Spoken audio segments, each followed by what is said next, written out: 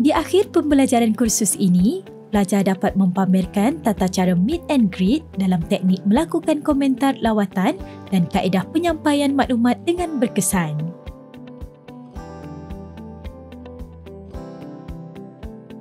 Apa itu meet and greet?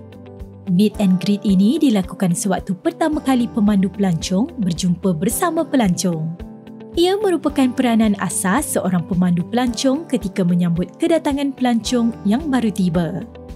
Meet and greet ini boleh dilakukan di mana-mana sahaja yang bersesuaian, sama ada di tempat pertemuan pertama bersama pelancong atau lain-lain lokasi.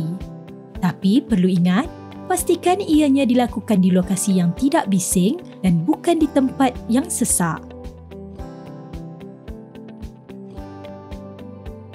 Sekarang kita berada di lapangan terbang antarabangsa Kota Kinabalu, Sabah. Kebiasaannya, sesi meet and greet dilakukan di dalam bas semasa dalam perjalanan menuju ke hotel atau ke destinasi pertama. Kenapakah sesi ini dilaksanakan di dalam bas semasa perjalanan? Ia sebenarnya memudahkan pengurusan masa lawatan dan menjimatkan masa. Tidak perlu buang masa untuk berhenti di mana-mana.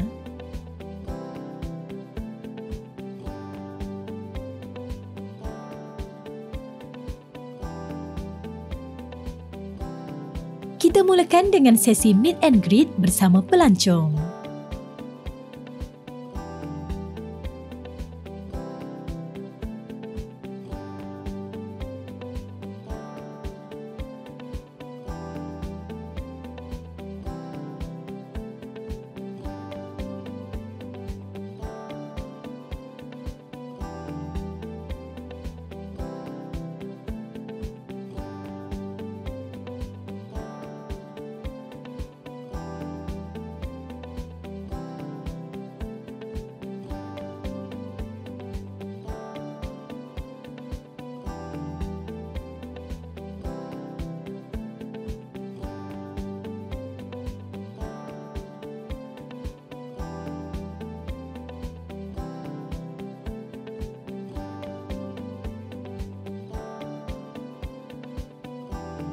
Kita telah sampai ke Anjung Kinabalu.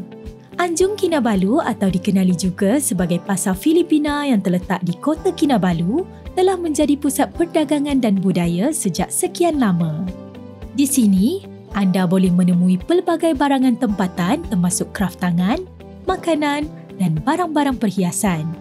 Mari kita mulakan lawatan ini.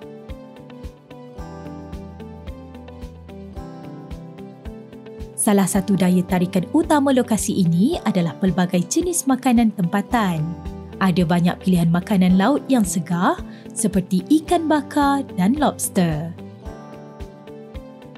Jangan lupa juga untuk mencuba buah-buahan tropika segar seperti mangga, pisang dan durian. Tidak lengkap lawatan anda jika tidak singgah ke Diwalai Mata Biru atau juga dikenali Pasar Ikan Masin.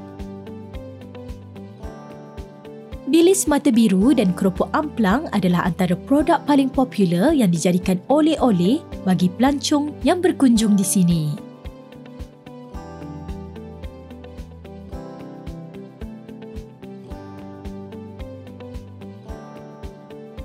Jika anda mencari cenderamata, ini adalah tempat paling ideal iaitu Diwalai Mutiara yang sebelum ini dikenali sebagai Pasar Kraft Tangan.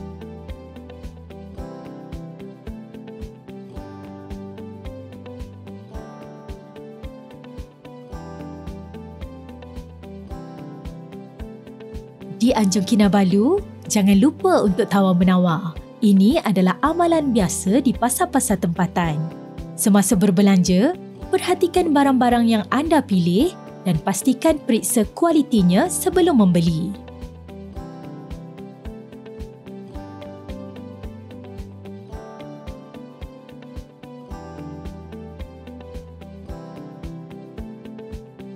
Selesai sudah lawatan yang pertama, jom kita ke destinasi yang seterusnya.